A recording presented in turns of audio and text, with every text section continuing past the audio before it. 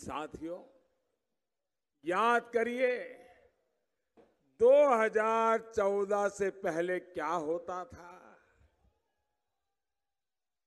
क्या होता था? हमारे आने से पहले खबरें क्या आती थी? 2004 से 2014 रिमोट कंट्रोल की कांग्रेस की सरकार ने, वो रिमोट कंट्रोल से चलती थी। कांग्रेस सरकार ने ऐसा माहौल बना दिया था कि अपनी संस्कृति और परंपरा की बात करना एक प्रकार से गुनाह बन गया था। समाज में उसको अछूत बना दिया जाता था, उसका बहिष्कार कर दिया जाता था। इतना ही नहीं, कांग्रेस ने हमारी आस्था को, हमारी परंपरा को हमेशा हमेशा के लिए तबाह करने की एक गहरी साजिश भी रची। ये साजिश थी देश के हिंदुओं को आतंक से जोड़ने की। भाइयों और बहनों, हमारी रगों में वसुधैव कुटुंबकम के संस्कार है।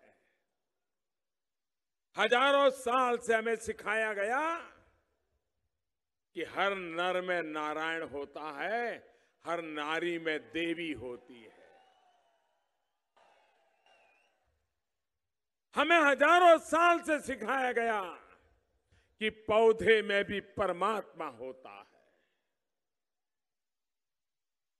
हम वो लोग हैं जो नदी की भी पूजा करने वाले लोग हैं, सूरज और चांद की भी पूजा करने वाले लोग हैं। और हम उनकी वोट बैंक की राजनीति के कारण 5000 साल की हमारी तपस्या, हमारे पूर्वजों के आदर्शों के लिए किए गए बलिदान आतंकवादी बन गए। क्या आपको ये बात मंजूर है? क्या कांग्रेस का ये पाप मंजूर है? क्या उनके साथियों का ये पाप मंजूर है? क्या ये कलंक हमें मंजूर है? क्या भाइयों और बहनों, आतंकवादी पाकिस्तान से आते थे, हमारे आस्था के स्थानों, हमारे बाजारों में आए दिन धमाके करके चले जाते थे। तो कांग्रेस क्या कर सकती थी? क्या करते थे वो? देश में धमाका होता था, कांग्रेस क्या करती थी? उनके होम मिनिस्टर कपड़े बदलते थे और बाद में सरकार होम मिनिस्टर बदलती थी। भाइयों बहनों, पहले ऐसी सरकार थी जिसको न खुद पे भरोसा था, न अपने सुरक्षा बलों पर भरोसा था, न देश की जनता पर भरोसा था, और इसलिए वो पाकिस्तान को सबक सिखाने के लिए कभी तैयार नहीं हुए। वो देश की हजारों वर्ष की महान परंपरा को दागदार करने में जुटे रहे, लेकिन जहां से हमले होते थे उनका नाम तक देने को तैयार नहीं थे।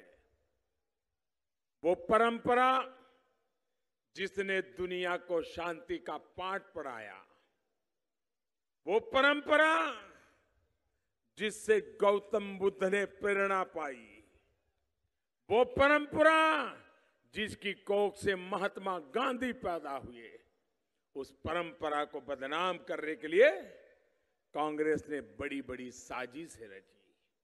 साथियों, तुष्टीकरण के लिए, वोट बैंक की सियासत के लिए कांग्रेस किसी भी हद तक जा सकती है।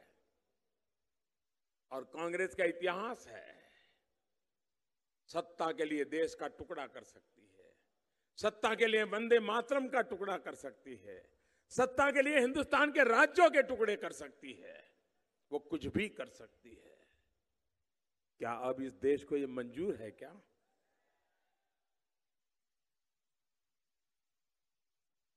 इसको स्वीकार कर सकते हैं क्या? जो भाई को भाई से लड़ाते हो, जो जाति बिरादरी को टकराते हो, जो संप्रदाय के बीच में दीवार पैदा करते हो, अरे मां के दूध में दरार करने की कोशिश करती हो, ऐसी कांग्रेस को अब हिंदुस्तान के अंदर कोई स्वीकार करने के लिए तैयार नहीं है भाई। और उनके सारे चक्के बक्के ऐसे हैं, सारे। कांग्रेस की साजिश के सामने आपका ये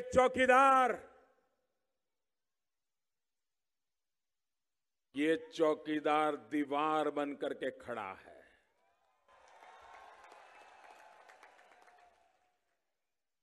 मैं अपने भारत की हजारों वर्ष पुरानी परंपरा पर कतई आंच नहीं आने दूंगा।